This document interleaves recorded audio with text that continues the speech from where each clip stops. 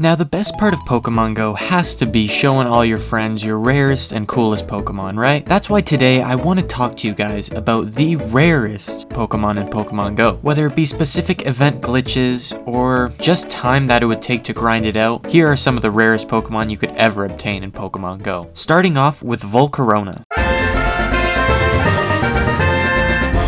Now, originally coming from Black and White 2, Volcarona is a really awesome looking moth Pokemon, alright? In Pokemon Go though, this Pokemon is very rare. Volcarona can only be obtained through evolving Larvesta, but there's only one problem with that. Larvesta can only be acquired through eggs. And on top of that, to evolve a Larvesta, you need to have 400 Larvesta candies. So either it's going to take you a long time walking with a Larvesta to evolve into a Volcarona, or it would take even longer to hatch all the Larvestas yourself. So just imagine how hard it would have to be to get a shiny Volcarona.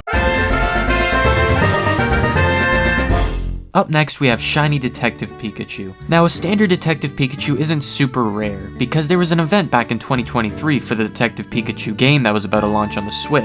Players could encounter Detective Pikachu quite frequently wherever they went, but there was a restriction on it. Detective Pikachu had been shiny locked. There was no way you could catch him during the event because while the event was going on, you could not catch a shiny. However, there was a hiccup in the system where if you clicked on a Detective Pikachu after the event had ended, you might have a chance to run into a shiny. Now, realistically, you only had one chance to check as the event would end and all the possible other Pikachus would disappear as well. So there was a very small window that people were able to catch the shiny Detective Pikachu in, and of the few that tried it, most of them did not receive it, making this Pokemon one of the rarest Pokemon of all times. Now the Galarian birds, you're obviously going to know that these are the rarest Pokemon. They can only be found while using the daily incense, which has a 15-minute cap on its use, right? Which means once a day, you have 15 minutes of possibility to find one of these legendary birds. On its own, that's pretty difficult, but when you factor in the catch rate of these birds, it becomes impossible. The catch rate of these guys, with an Ultra Ball and a Golden Raspberry, is only a 0.3%, not even a full percent, making this one of the lowest catch rates in the game. On average, people can go 10 to 15 Adventure Incense without even running into one of these birds, which means 10 to 15 days of no Galarian birds. So when you run into that bird, you really hope that you can catch it. But there's one more caveat. The birds are most likely to flee after just one Pokeball thrown, leaving only one chance at a 0.3%. Unless you use the Master Ball.